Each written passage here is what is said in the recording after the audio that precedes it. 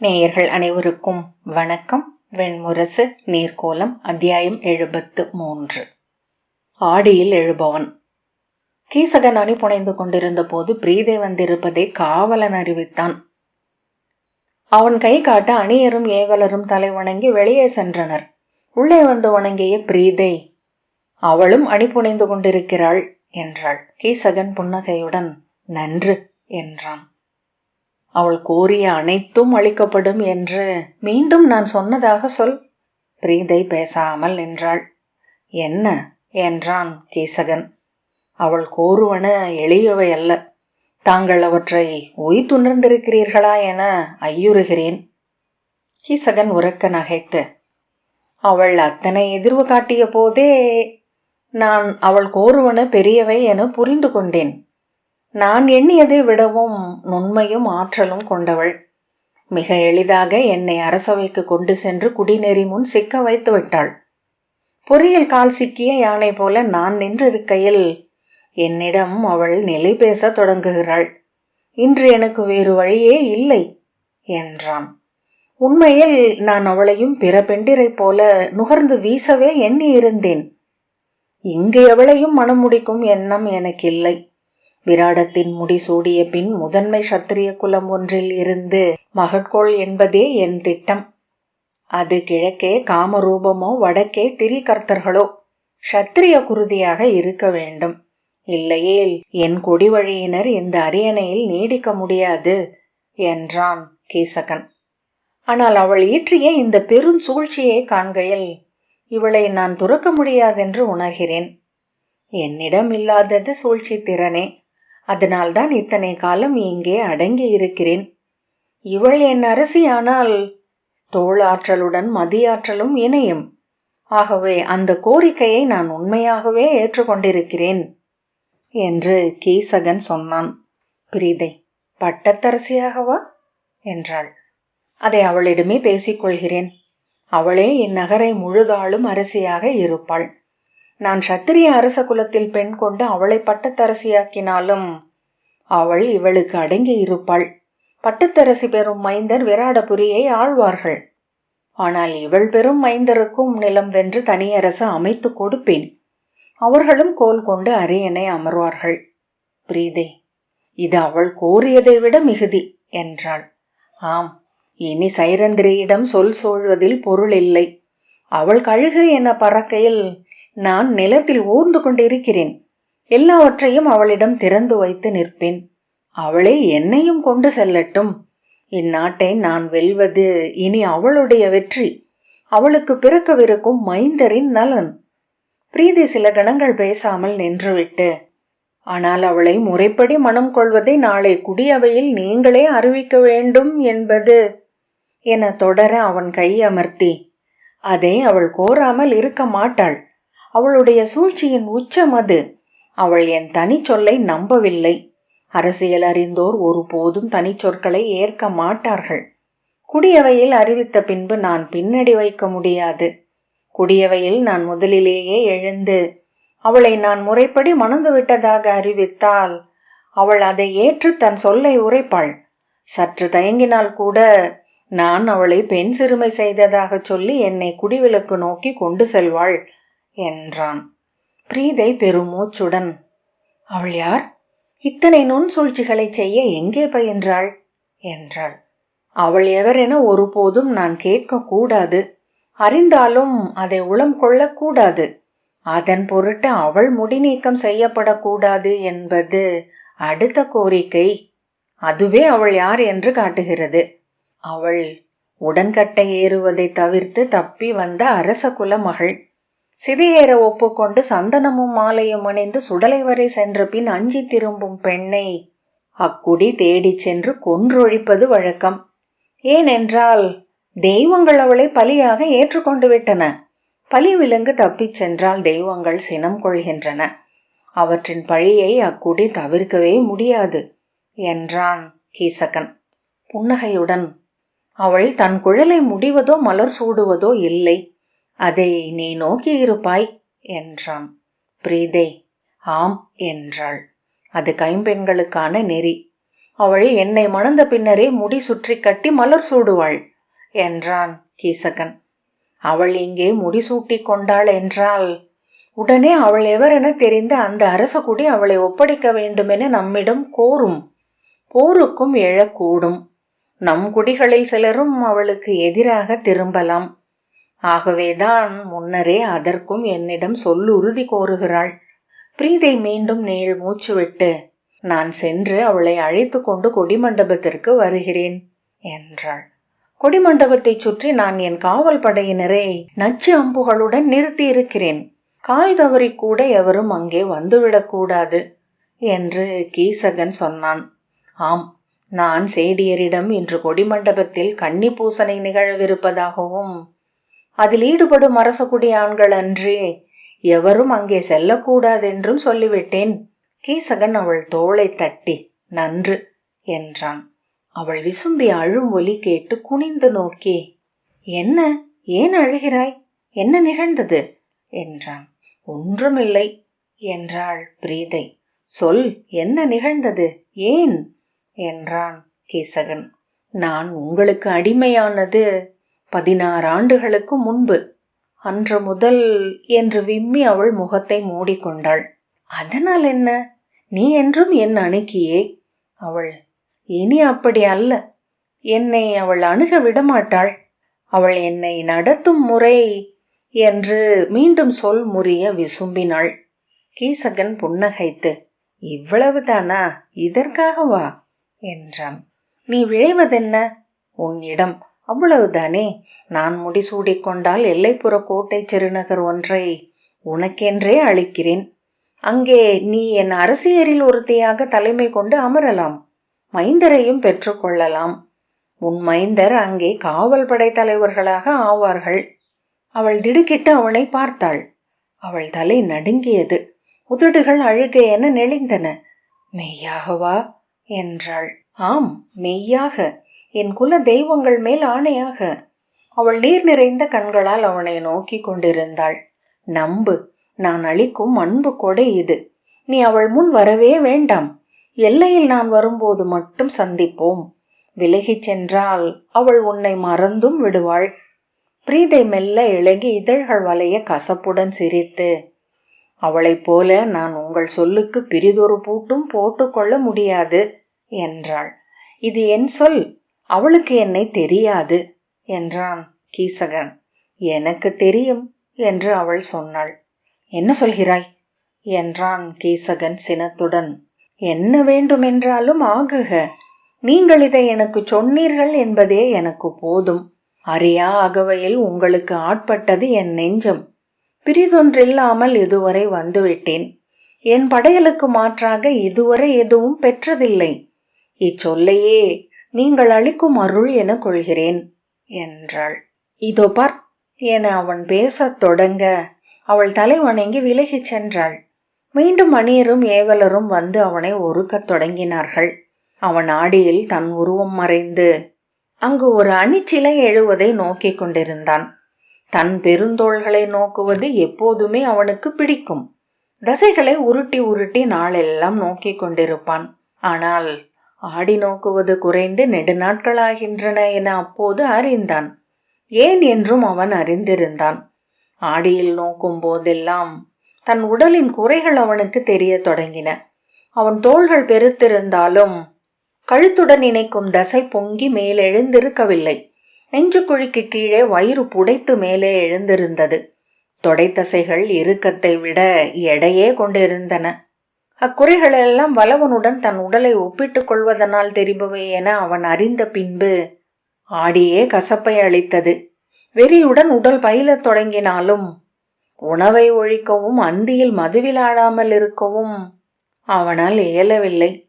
மதுவுடன் நீங்கள் உண்ணும் இனிப்புகளும் கொழுப்புகளுமே உங்களை எடை கொள்ளச் செய்கின்றன படைத்தலைவரே என்றார் படைப்பயிற்சியாளரான சிம்மர். ஊன் உணவை மட்டும் உண்ணுங்கள். வேக வைத்த ஊன் எத்தனை உண்டாலும் உடல் பெருக்காது. அவன் ஆம் என தலை அசைத்தாலும் ஒவ்வொரு நாளும் அவன் ஆணையில் நிற்காமல் நழுவி சென்று கொண்டிருந்தது. ஆடிப்பாவையை திரும்பி திரும்பி பார்த்தான். அருகே நின்றிருந்த சமயன், எச்சர் போல் இருக்கிறீர்கள் படைத்தலைவரே என்றான். அணி முடிந்த பின் முகமனும் உரைக்க வேண்டும் போலும் என்றான் கீசகன் நச்சு கலந்த சிரிப்புடன். இல்லை, மெய்யாகவே சொல்கிறேன். இத்தனை பேருடல் மானுடருக்கு அரிதாகவே அமைந்துள்ளது. கீசகன், அரிதாக என்றால் என்றான். சமயன், மிகச் சிலருக்கு என்றான். எவருக்கு என்றான் கீசகன். நான் நேரில் அறிந்தவர்கள் மகத மன்னர் ஜராசந்தரும் வங்கரான பகதத்தரும் மட்டுமே. கீசகன், பிற எவரெல்லாம் என்றான். சமயன் தயங்கினான். சொல் என்றான் கீசகன். நீங்கள் அறிந்தவர்கள்தான் அனைவரும். அஸ்தினபுரியின் பீமசேனர். கீசகன் தன் உள்ளே ஒரு முரசதிர்வை கேட்டான். என்றான். அவர் குடியில் 300 இருப்பவர் சிபி நாட்டு பால்கீகர் என்றான் சமயன். சொல் என்றான் கீசகன். சூத மன்னர் கர்ணனும் பெருந்தோழன் என்கிறார்கள். கீசகன் என்றான். நீண்ட அமைதி ஒலிக்கவே திரும்பி நோக்கி சொல் என்றான். சமயன், இது சமயனின் நாவால் சொல்லப்படுவது. அடுமனையாளன் வலவன் என்றான். என்றான் கீசகன். பின்னர் அவன் செல்லலாம் என கை காட்டினான். தனிமையில் தன் உருவை ஆடியில் நோக்கியபடி நின்றான். ஆடிப்பாவை அவனை நோக்கி கொண்டிருந்தது, குழப்பத்துடன், எவரிடம் என்றில்லாத சினத்துடன். ஒரு கணம் அவன் ஓர் அச்சத்தை உணர்ந்தான். அவள் அங்கே இல்லை, ஆடிப்பாவை மட்டுமே இருந்தது. பிரீதை வந்து வாயிலில் நின்றாள். அவ்வசைவு அவனை மீண்டும் திடுக்கிடச் செய்தது. அவள் கொடிமண்டபத்திற்கு சென்று விட்டாள் என்றாள். நான் சொன்னது போலவே வெண்ணீல பட்டாடைதானே என்றான் கீசகன். ஆம் படைத்தலைவரே என்றாள் பிரீதை. நான் கொடுத்தனுப்பிய முத்தாரமும் மணிக்குழையும் என்று அவன் கேட்டான். அவள் எரிச்சலை மறைக்காமல், நீங்கள் அனுப்பிய அணிச்சேடியரே அவளை ஒருக்கினர். நான் கைப்பற்றி கொண்டு சென்று கொடிமண்டபத்தில் அமர வைத்துவிட்டு வந்தேன். ஆணைப்படி அகல் விளக்கை எடுத்து சுழற்றி காவலருக்கு குறியளித்தேன். இனி எவரும் சோலைக்குள் நுழைய முடியாது. நன்று என்றான் கீசகன். அவள் தோலை தட்டி, இதன் பொருட்டு நான் உன்னிடம் மேலும் கனிவு கொள்கிறேன் என்றான். அவள் மிக மெல்லிய ஓர் அசைவால் அவன் கையை விலக்கினாள். உண்மையில் அவ்வசைவு அவள் உடலில் வெளிப்படவே இல்லை. அவளுக்குள் எண்ணமென்றே நிகழ்ந்தது. ஆனால் அவன் கையில் அது தெரிந்தது. அவள் முகம் கூட மாறவில்லை என்பதை அவன் விந்தையுடன் எண்ணிக்கொண்டான். நீ இங்கிரு, நான் காலைக்குள் வருவேன் என்ற பின் வெளியே சென்றான். அவள் செல்வாழ்த்தென ஏதும் சொல்லவில்லை என்பதை இடைநாழியில் நடக்கையில் உணர்ந்தான். இடைநாழி மிக நீண்டு செல்வதாக அவனுக்கு தோன்றியது. அவன் கால் குரடுகளின் ஒலி சுவர்களிலும் தூண்களிலும் எதிரொலித்தது. நகரம் எங்கும் பந்தங்களின் செவ்வொளி எழுந்து புழுதியிலும் புகையிலும் பட்டு ஒளி மீழ்வு கொள்ள அந்தியென மாயம் காட்டியது வானம். அவ்வப்போது கொம்புகளும் முரசுகளும் முழங்க, கூடவே மக்களின் பெருந்திரள் கூச்சல் எழுந்து திசைகளை அறைந்து ஒலி எதிர்வுகளை திரட்டி கொண்டது. கூத்தம்பலங்கள் அனைத்திலும் இருந்து இசை சிதறர்கள் சாளரங்களினூடாக செவ்வொளியுடன் வெளிவந்து இருளில் நீண்டு நின்று அதிர்ந்தன. அவன் மலர்காட்டுக்கு செல்லும் வழியில் நின்றிருந்த கவச உடையணிந்த காவலனை நோக்கி மெல்ல தலை அசைத்துவிட்டு கடந்து சென்றான். வேறெங்கும் காவலர் கண்களுக்கு படவில்லை. ஆனால் தூண்களுக்கு பின்னாலும் கூரை மடிப்புகளிலும் மரத்தழைப்புக்கு உள்ளேயும் அவர்கள் அமர்ந்திருக்கிறார்கள் என அவன் நுண்புலன் காட்டியது. மலர்காட்டுக்குள் ஒளி ஏதும் இருக்கவில்லை. அதுவரை விழிகளை நிறைத்திருந்த ஒளி மறைந்த போது அனைத்தும் உருவிலி இருளாக தெரிந்தன. கண்ணை விழித்து காலடிகளை மட்டும் நோக்கியபடி நடந்தான். மெல்ல விழிகள் புற ஒளியை மறந்து உள்ளிருந்த எண்ணங்களின் ஒளியை கொண்டு வந்து நிறைத்து கொண்டன. வெளியே இருள் வடிவென தெரிந்த ஒவ்வொன்றின் மேலும் நினைவுகளிலிருந்து உருவங்களை தேடி எடுத்து கொண்டு வந்து பொருத்தி காட்சி உலகொன்றை உருவாக்கி கொண்டன. அதில் அவன் கனவிலென நடந்தான். அது கனவென்று தோன்றுவதற்கு அந்த இருள்தான் ஏதுவா என எண்ணிக்கொண்டான். கூர்ந்து நோக்கும் தோறும் காட்சிகள் மங்கலாயின. ஆனால் கால்களும் கைகளும் அனைத்தையும் அறிந்திருந்தன. மரமல்லிகளின் வெண்மலர்கள் இருட்டு பூத்தது என செண்டாக தெரிந்தன. வானொலியின் விளிம்பென இலை கூர்மைகள். அருகிருந்த இலைகள் மறைந்திருக்க அவற்றின் ஒளி மிளிர்வுகள் மட்டும் தெரிந்தன. இந்த இரவை நான் ஒருபோதும் மறக்கப் போவதில்லை என எண்ணிக்கொண்டான். இவ்விரவுக்கென சற்று முன் எழுந்தவன் நான், ஒருபோதும் அறியாத ஒருவன், 1000 செவிகளும் 1000 கண்களும் 1000 மூக்குகளும் கொண்டவன், உடலே புலனென்றானவன், சிதறாத சீருளம் கொண்டவன். இது நான் அல்ல, ஆடியிலிருந்து எழுந்த யட்சன். அங்கே பாவை மறைந்த ஆடியை நோக்கியபடி நான் திகைத்து அமர்ந்திருக்கிறேன். அவன் தொலைவிலேயே கொடிமண்டபத்தில் அமர்ந்திருந்த சைரந்திரியை பார்த்து விட்டான். தன் நெஞ்சின் ஓசையை கேட்டபடி அவன் அசைவிலாது நின்றான். ஒரு கணத்தில் ஆவியாகி மறைந்து மீண்டும் படிந்து குளிர்ந்து ஈரமும் உயிர்ப்புமாக உடல் சூடியது போல் உணர்ந்தான். பெருமூச்சு விட்டு தன்னை ஆற்றிக் கொண்டான். பொறு பொறு, இக்கணத்தில் இரு என தன் உள்ளத்தை திரட்டி கொண்டான். ஏன் இப்படி பதறுகிறேன்? இவள் மேல் இத்தனை காமம் கொண்டிருக்கிறேனா? இது காமம்தானா? எனில் இதுவரை கொண்டது காமமே அல்ல, இது பிரிதொன்று. விடாய் போல பசி போல உடல் தன்னை நிறைத்து கொள்வது, உடலென தன்னை உணரும் உள்ளம் கொள்ளும் எழுச்சி இது. இது நான் முழுமை கொள்வது, என் இடைவெளிகள் அனைத்தும் நிறைவது. அவன் கீழே உதிர்ந்து கிடந்த மலர்களை கண்டான். அவற்றை குறடுகளால் மிதிக்க கூசி அவற்றை கழற்றிவிட்டு நுனிக்கால் எடுத்து வைத்து கொடிமண்டபம் நோக்கி சென்றான். மலர்கள் பட்டபோது உள்ளங்கால்கள் சிலிர்ப்படைந்தன. உடலை தொட்ட இலை நுனிகள் பூனை மூக்குகள் போல நாய் நாக்குகள் போல வெதிர்படைய செய்தன. இத்தனை நுண்ணுணர்வு கொண்டு விட்டேனா? இப்போது ஒரு சிறு தென்றல் என்னை தூக்கி கொண்டு செல்லக்கூடும். முகிலென நான் உருவழிந்து கீற்றுகள் என்றாகி இந்த மரங்களிடையே பரவக்கூடும். இலைகளில் தன் பணிப்பாக பரவிவிடக்கூடும்.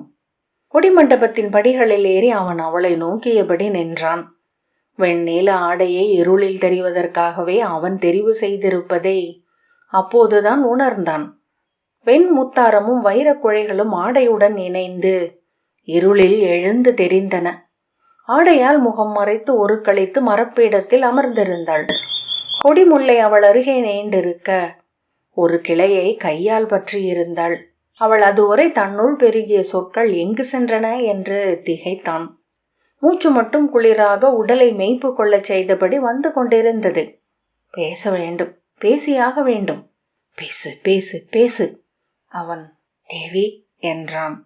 ஒளி எழவில்லை என உணர்ந்து மீண்டும் அழைத்தான். அது தொண்டையொலியாக வெளிப்பட்டது. தேவி என அழைத்த போது அவ்வொலி அவனை திடுக்கிடச் செய்தது. அவள் உடலும் மெல்ல அசைவு கொண்டது. குரல் தாழ, நான் என்ற பின், என் வாழ்க்கையில் முழுமை என ஒன்று உண்டெனில் அது இன்று நிகழும் என்றான்.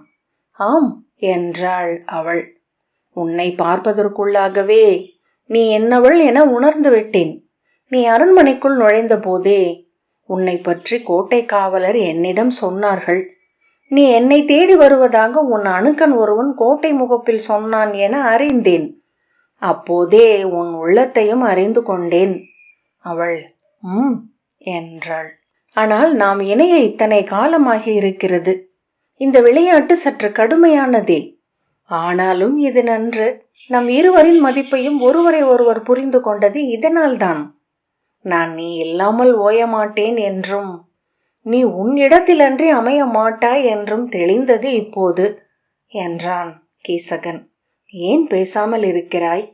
அவள் நீள் மூச்செறிந்தாள்.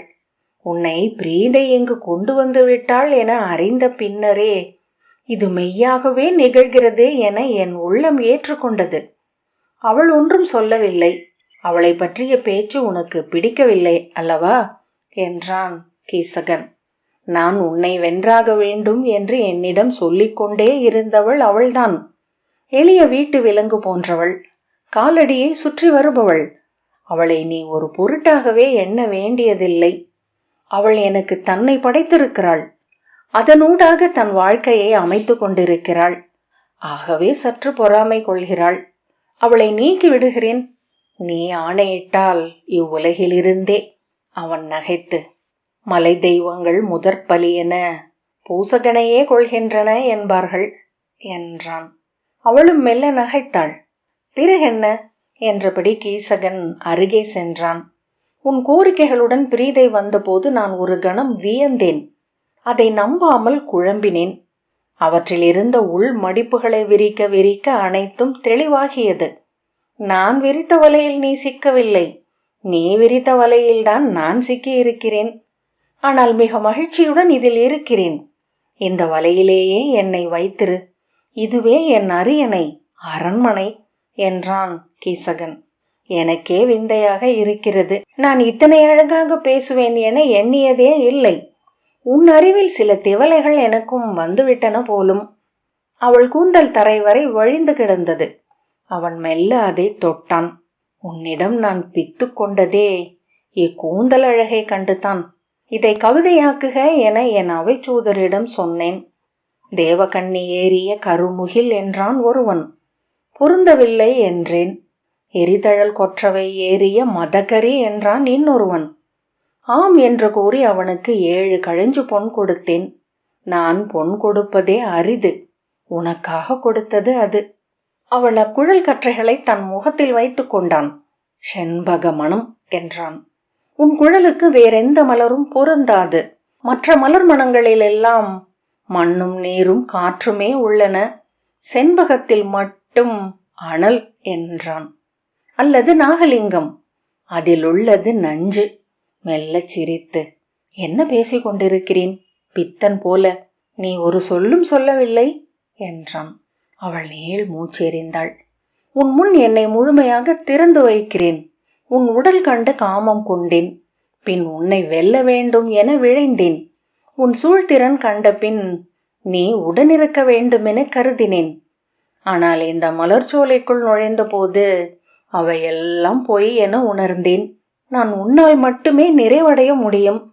அவ்வளவுதான் என்றான் கீசகன். என் கனவுகளில் நீயே நிறைந்திருக்கிறாய். அவள் என்றாள். அவன் ஒரு கணம் தயங்கி, ஆம், உன்னளவே அந்த அடுமனையாளனும் என்னுள் இருக்கிறான் என்றான். அவ்வெண்ணத்தால் அதுவரை இருந்த அத்தனை உணர்வெழுச்சிகளையும் இழந்து எரிச்சல் கொண்டான். ஏன் நாம் பேசிக்கொண்டே இருக்கிறோம் என்றபடி அவள் தோளில் கை வைத்தான். மீண்டும் அவன் உள்ளம் கிளர்ந்தெழுந்தது. உன்னிடம் நான் வெறி கொள்வதே இப்பெரும் தோள்களினால்தான் என்றபடி அவளை வளைத்து கொண்டான். அக்கணமே அவன் அனைத்தையும் உணர்ந்தான். முதல் புல் ஒலி எழுவது வரை பிரீதை கீசகனின் அறையில் காத்திருந்தாள். புல்லொலி மீண்டும் ஒலித்ததும் எழுந்து சென்று வெளியே பார்த்தாள். விடிவெள்ளியை கண்டதும் அவள் நெஞ்சு படபடக்க தொடங்கியது. அறியா உள்ளுணர்வால் அவள் கீசகன் உயிருடன் இல்லை என்பதை உணர்ந்தாள். அவ்வெண்ணத்தை அது எழுந்ததுமே தள்ளி விலக்கினாள். மீண்டும் அறைக்குள் வந்து கைகளால் முகவாயை தாங்கியபடி அமர்ந்திருந்தாள். அவ்விரவில் பலமுறை விழித்து விழித்து அமர்ந்த அவள் கண்ட கனவுகளை எண்ணி தொகுக்க முயன்றாள். எப்போதும் அவள் அடையும் கனவு மீண்டும் மீண்டும் வந்தது. கீசகனுடன் அவள் புணரும் போது அவன் கைகள் 2 பெரும் பாம்புகள் என்றாகி அவளை சுற்றி இறுக்கி நெரிக்கத் தொடங்கும். நதிச்சுழியில் என அவள் மூழ்கி மூச்சு திணறி இறுதி கணத்தில் விழித்து கொள்வாள். அன்று அக்கனவில் அவள் கீசகனின் விழிகளை தெளிவாக கண்டாள். ஒரு கணம் அல்லது அதற்கும் குறைவு. அவளை உடல் விதிர்க்கச் செய்தது அந்த நோக்கு. அதை மீண்டும் நினைவில் ஓட்டிய போது அதுவரை இருந்த அத்தனை திரைகளையும் விலக்கி அவனை அவள் நன்கு அறிந்தாள். அவ்வறிதல் அவளை தளரச் செய்தது. நீள் மூச்சுடன் உடலை அசைத்து அசைத்து அமர்ந்தாள். பெரிய பொருளொன்றை மூட்டைக்குள் செலுத்துவது போல அவ்வசைவால் அந்த அறிதலை தன்னுள் அமைத்து கொள்ள முயன்றாள். பின்னர் மெல்லிய நிறைவும் அதன் விளைவான இன்மை உணர்வும் ஏற்பட்டது. அனைத்து பதற்றங்களும் மறைய உடல் எடை இழக்க அவள் ஆழ்ந்து துயிலத் தொடங்கினாள். பின்னர் விழித்து கொண்ட போது அறைக்குள் காலை வெயிலின் வெளிச்சம் நிறைந்திருப்பதை கண்டாள். திடுக்கிட்டு எழுந்து ஆடையை அள்ளி பற்றியபடி சாளரத்தை பார்த்தாள். வெளியே ஓடிச் சென்று காவலனிடம், படைத்தலைவர் எங்கே என்றாள். அவன், அறியேன் என்றான். இன்னும் அவர் வரவில்லையா என்றாள். அவனிடம் கேட்பதில் பொருள் இல்லை என உணர்ந்து இடைநாழி வழியாக ஓடினாள். கீசகனுக்கு அணுக்கமான எவரிடமாவது கேட்க வேண்டும். ஆனால் அவனுக்கு அணுக்கமாக எவரும் இல்லை என்று உடனே தெரிந்தது. மலர் சோலை முகப்பில் நின்றிருந்த காவலனிடம், படைத்தலைவர் எப்போது வெளியே சென்றார் என்றாள். வெளியே செல்லவில்லை என்றான் அவன். வேறு எவர் வெளியே சென்றார்கள் என்றாள். எவரும் செல்லவில்லை என்றான். அவள் உள்ளே சென்றபோது மரங்களுக்கிடையே இருந்து மெல்லிய சீழ்கை ஒலி கேட்டது. அவள் தன் கணையாழியை காட்டியதும் புதருக்குள் இருந்து வெளிவந்த கரவு காவலன் தலை வணங்கினான். படைத்தலைவர் எங்கே என்றாள். உள்ளே இருக்கிறார் என அவன் கையை காட்டினான். அவள் கால்கள் தடுமாற உள்ளே ஓடினாள். தொலைவிலேயே கொடிமண்டபத்தில் கீசகன் விழுந்து கிடப்பதை அவள் கண்டுவிட்டாள். அருகே செல்ல செல்ல அவன் சடலமென்றாகிக் கொண்டே வந்தான். அருகணைந்து நின்றபோது அவள் நெஞ்சை பற்றி கொண்டாள். கீசகனின் கழுத்து முறிந்து தலை பின்பக்கமாக திரும்பியிருந்தது. நெஞ்சில் அரைந்து கதறி எழுதபடி அவள் அவன் மேல் விழுந்தாள். நீர்க்கோலம் 73வது அத்தியாயம் இத்துடன் நிறைவு பெற்றது. நன்றி.